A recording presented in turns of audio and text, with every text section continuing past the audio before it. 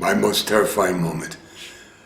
Many years ago, in the 1970s, I had cutting rooms at the old Samuel Goldwyn Studios, Howard Hughes's cutting rooms, by the way, when I got a call from the head of the sound services. He asked me to do him a favor. He said that the editor who was supposed to supervise a recording session had not shown up, reputedly drunk, and would I cover the session? I said, of course. I said, who's the actor? He said, Marlon Brando. I said, oh, Marlon Brando. What film? And they said, Superman.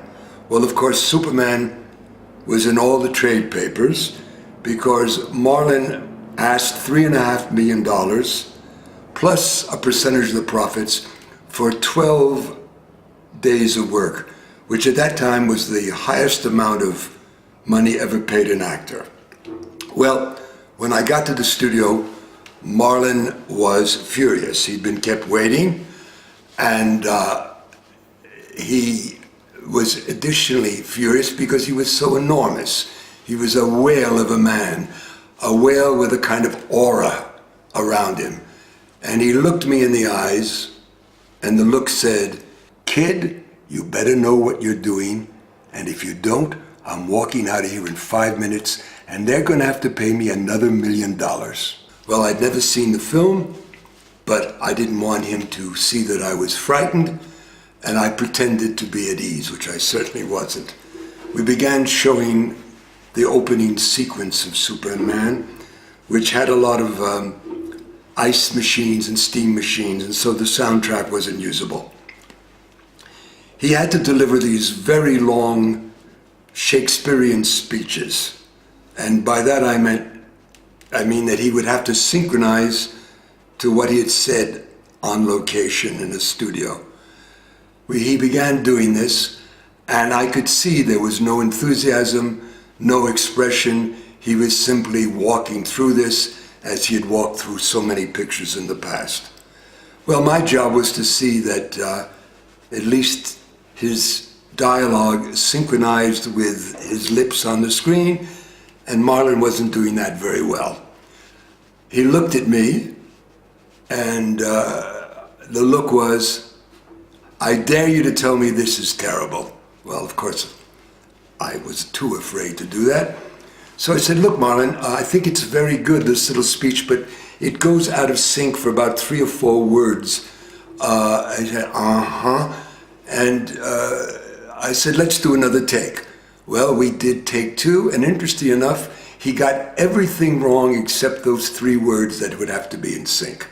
And then we did another one, and he looked at me with that terrifying look, and he said, is that okay? And I said, yes, of course it's okay. We did this for about an hour.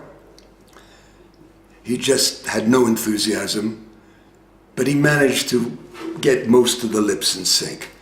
Suddenly he came to a stop and he said, could I get some Perrier water? Well, you know, when a movie star asks for water, people rush out, and there must have been about 3 minutes, someone came onto the soundstage with a 6-pack of Perrier. And this ferocious man who had frightened the hell out of me came over to the table where I was keeping my notes and said, in the voice of an 8-year-old, Norm, would you like some Perrier water? I saw this incredible transformation from this monster to a kid. Of course, that's what actors are about. They're monsters who occasionally grow up. We continued, and I realized that, well, it was good enough, and I wasn't editing the film, it was going off to London. And we came to the end of it, and he looked at me, and he said, what do you think? And I knew he could read my mind. And what he read was, God, this is disgraceful. The man who was the greatest actor of my generation has reduced himself to a whore. But of course I didn't say it. I looked at him, he looked at me. He came over to my table where I still had the Perrier, and he said, Norm, it's been a pleasure working with you. I hope we meet again under more felicitous circumstances. And that's my moment with Marlon.